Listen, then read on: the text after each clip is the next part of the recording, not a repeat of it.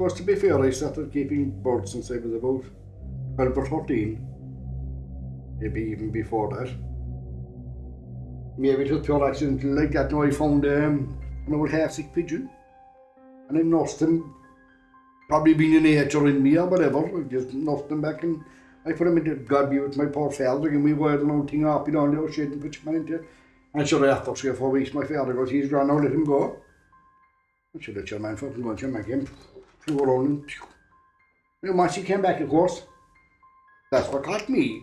Where's your man coming back, you know?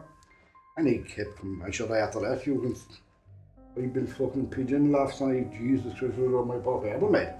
I've kept rabbits, I've kept guinea pigs. I still have a pheasant to this day. So I kept every creature you could probably name that you keep in Ireland. Not fierce exotic creatures, but every animal you can think of in Ireland, I suppose I've kept.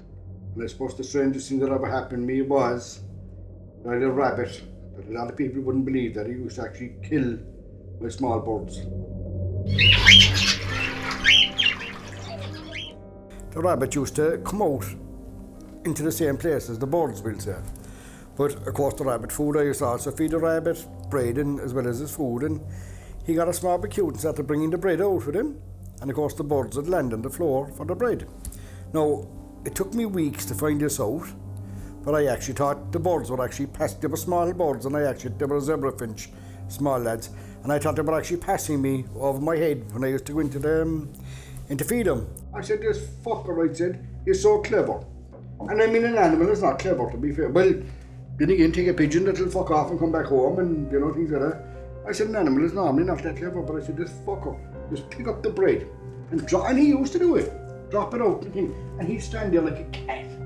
Like a fucking cat. And he'd wait for the birds to run, a small bit of space, and wham! I seemed, I couldn't fucking do it. I said, a rabbit can't do this like a rabbit. And yeah, man, he'd tear them to pieces and nothing, talking like a cat, like. If I had a camera at the time, you'd say, Jesus Christ, incredible, like, you know? If you put it on the nature program in fucking RT, they wouldn't believe it.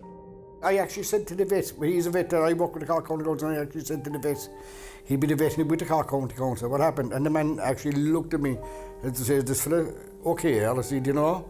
He couldn't believe it. He came back to me about a month after I'd said, he said, Jesus Christ, I was on to the vets about that. He said, you had me puzzled, he said, I'd be fair.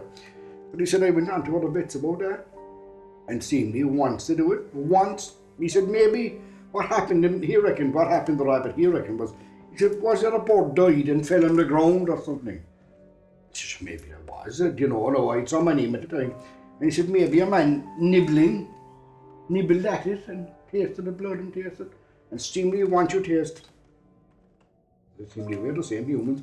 Seemingly want you taste the blood, taste the flesh, that you will keep going for it, like.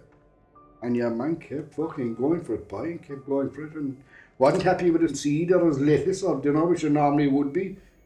Kept fucking killing him, boy. Even though they're vegetarians, they're once they taste it. So does he advise me, he said, is he still with the birds? And I said, no, I said, I had to move him. And he said, better luck. I said, your man reckoned he'd have killed every one of them. Every one of them, once he tasted it, that they will. But seemingly any animal will do this, but hard to believe, but they will do it. Unusual story, but it did happen.